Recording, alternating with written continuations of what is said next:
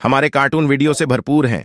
खुशियों भरे किस्से और मनोरंजन से भरपूर कहानियां देखने के लिए हमारे चैनल हैप्पी मनोरंजन को सब्सक्राइब करें, लाइक।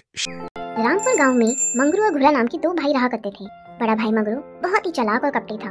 वह हमेशा अपने फायदे की बात सोचता और अपने छोटे भाई से बुरा व्यवहार करता था।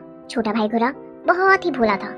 वह हमेशा बड़े भाई का कहा किया करता था। माता पिता के देहांत के बाद बड़े भाई मंगरू ने सोचा कि संपत्ति का बंटवारा कर दिया जाए। उसने छोटे भाई को बुलाया और कहा, देखो भाई घुरा, मैं सोच रहा हूँ क्यों ना संपत्ति का बंटवारा कर दिया जाए। घर का सारा काम तुम ही करते हो। यह सब देखकर मुझे बहुत ही दुख होता है। बंटवारे से तुम्हें सारा काम नहीं करना पड़ेगा और तुम चीजों का लाभ भी उठा पाओगे। भैया आप बहुत अच्छे हो, हमेशा मेरा भला सोचते हो। ठीक है भैया, जैसा आप कहें। संपत्ति के नाम पर हमारे पास यह घर, एक गाय, एक गरम कंबल और एक आम का पेड़ है। यह घर मैं रख लेता हूँ और तुम्हारे लिए बाहर एक नई झोपड़ी बनवा देता हूँ, क्योंकि यह घर बहुत पुराना हो गया है और तुम ऐसे पुराने घर में नहीं रह पाओगे। गाय का अगला हिस्सा तुम रख लो और पिछला हिस्सा मैं रख लेता हूँ। इसी तरह गरम कंबल का इस्तेमाल दिन में तुम कर लेना और रात में मैं कर लिया करूँगा। और जो आम का पेड़ है उसका निचला हिस्सा तुम रख लो और ऊपर का हिस्सा मैं रख लेता हूँ। घुरा बहुत भोला होने के कारण मंगरू की चालाकी को समझ नहीं पाया और उसकी सारी बात मान ली। समय बीतता गया। बंटवारे के अनुसार घुरा घर के बाहर बनी झोपड़ी में रहने लगा। गाय का अगला हिस्सा घुरा के पास होने के कारण वह उसका अच्छे से ध्यान रखने लगा। वह उसे समय पर चारा खिलाता और उसके लिए पानी की व्यवस्था करता।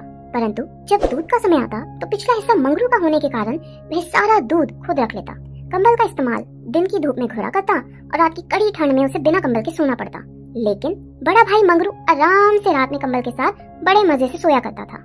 इसी तरह आम के पेड़ का निचला हिस्सा घुरा के पास होने के कारण वह उसमें समय पर पानी और खाद डालता और पेड़ के ऊपर का हिस्सा बड़े भाई मंगरू का होने के कारण वह सारा फल ले लेता। एक दिन जब घुरा गाय को चारा खिला रहा होता है तभी एक साधु महात्मा भिक्षा के लिए वहाँ पर आते हैं। भिक्षाम देहि, भिक्षाम देहि, भूखे साधु को कुछ खाने को दे दो बालक, भगवान तुम्हारा भला करेगा। यह सुनकर घुरा साधु महात्मा के लिए कुछ खाने को ले आता है। घुरा को उदास देखकर साधु महात्मा उससे उदासी का कारण पूछते हैं तो घुरा उन्हें अपनी सारी बात बताता है। साधु महात्मा उससे एक उपाय बताते हैं। घुरा साधु महात्मा के कहे अनुसार अगले दिन गाय को पूरा दिन चारा नहीं खिलाता, जिसके कारण गाय क्रोधित हो उठती है और बड़ा भाई मंगरू दूध निकालने के लिए जब आता है तो उसे पैर मारने लगती है। रात को जब मंगरू को कंबल देने का समय होता है उससे पहले घुरा कंबल को गीला कर देता है। घुरा, ये कंबल गीला क्यों है? भैया कंबल बहुत गंदा हो गया था, इसीलिए मैंने इसे धो दिया। अब मंगरू को पूरी रात ठंड में बिना कंबल के सोना पड़ता है। अगले दिन जब सुबह होती है तो घुरा कुल्हाड़ी लेकर आम के पेड़ को काटना शुरू कर देता है। तब मंगरू पूछता है, अरे भाई घुरा, तुम ये क्या कर रहे हो? पेड़ को क्यों काट रहे हो? भैया मैं इस पेड़ को काटकर यहाँ नीम का पेड़ लगाऊंगा, जिससे मुझे ठंडी छाया मिलेगी। वैसे भी इस पेड़ से मुझे कोई फायदा नहीं है, सारे आम तो आप ही रख लेते हो।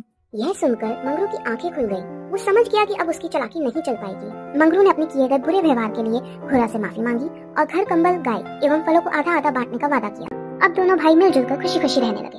हमारे कार्टून वीडियो से भरपूर हैं। खुशियों भरे किस्से और मनोरंजन से भरपूर कहानियां देखने के लिए हमारे चैनल हैप्पी मनोरंजन को सब्सक्राइब करें, लाइक।